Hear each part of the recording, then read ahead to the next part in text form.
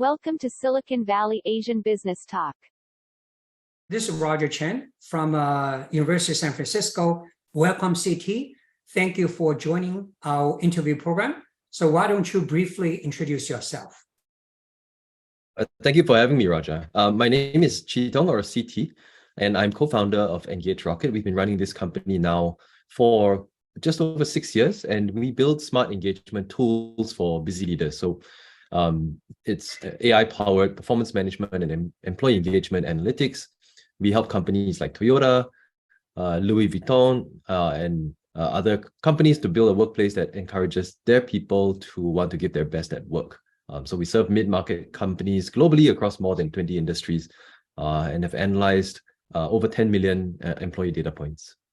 Discussion topic: negative effect of radical innovations on startups.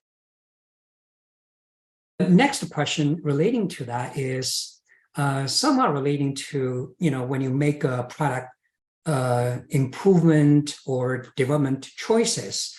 I'm not sure, this is just a question whether you run into the choice between kind of facing a very risky but potentially high return product, which we sometimes call the radical product innovation, versus taking more conservative approach, which is less risk, but potentially less return. So what's your kind of your practice on that, and why? What's the behind your practice, or what's the reason behind your practice on that? Actually, thank you for this question, because it really got me thinking, because I don't think we were very deliberate about this before. But when I was thinking about your question, it made me realize that actually in the vast majority of cases, even in the startup type environment, most innovation tends to be incremental. And I think there's a reason for that. I mean, when I was so by the way, actually, CT, let me also clarify for our audience. Are you saying most incremental means after you develop your initial product, initial business, then the journey that continues tends to be more incremental? Is that what you're talking about? That's correct. Yes. Okay, yeah. I mean, please. Sorry to interrupt you. Yeah. Yeah. No worries. The initial one may be radical, but everything once you've launched the product tends to be incremental, because what ends up happening is there's a lot of ground to catch up when you're a new player in the market. And in the the curve of early adopters to early majority and so on, the technology adoption curve, initially your product is going to cater to the early adopters, and that's fine.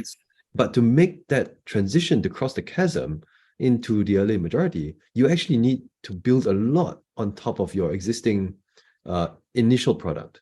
So you need to, I would say that these are incremental advances, but they are necessary for you to break into the early majority, and without which you never make it that way. And so to divert resources at that very early stage to new radical innovations would be very expensive. The opportunity cost is effectively a pivot of the company. You need to go and divert all your resources into this new innovation.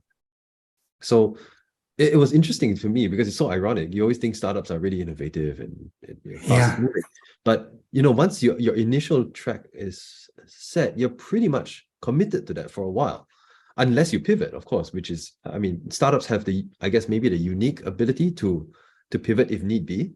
But if you're gaining traction, if you're gaining market share, you can't really pivot until you've exhausted that niche or that segment of the market.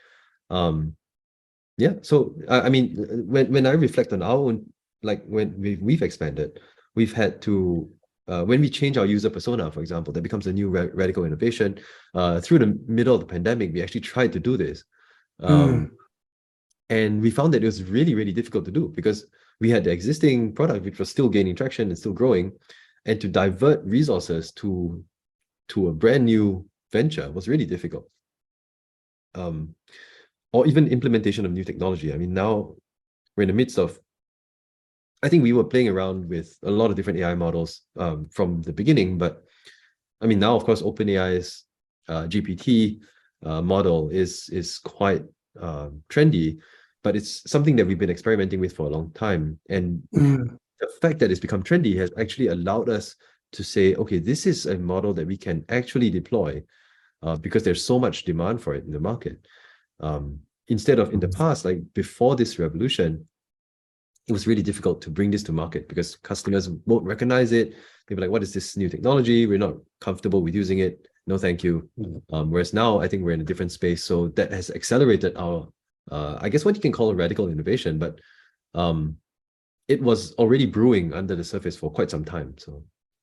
Okay, so actually, just maybe ask you one follow-up question, because you said during the pandemic you did try to kind of a pivot or kind of explore a very new, kind of a different direction.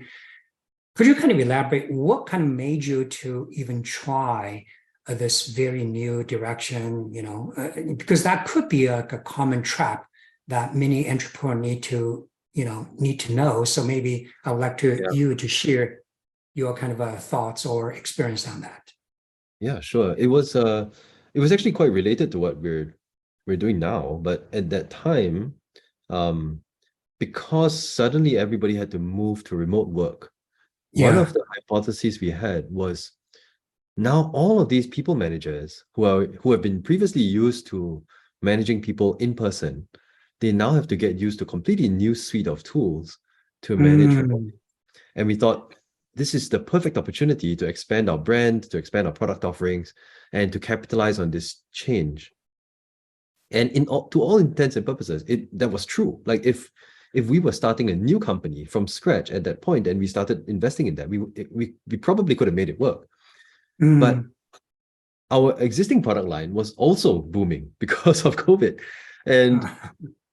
And it was really difficult for us to make a decision to say, are we going to give up a product that has proven traction and just say we're going to halt development there entirely and then move on to this new space where, number one, we were not familiar with it. Number two, even internally within the team, the DNA that we had was very different. It was not the capabilities and skills and competencies when we didn't know whether they were a good fit for what we were trying to do. So that made it really, really difficult to do. And after 6 weeks of trying, we decided, okay, this is, there is some interest in the market, but we can't afford to give up the growth that we are seeing in our current product. So we have to pause that for a while and come back to it later.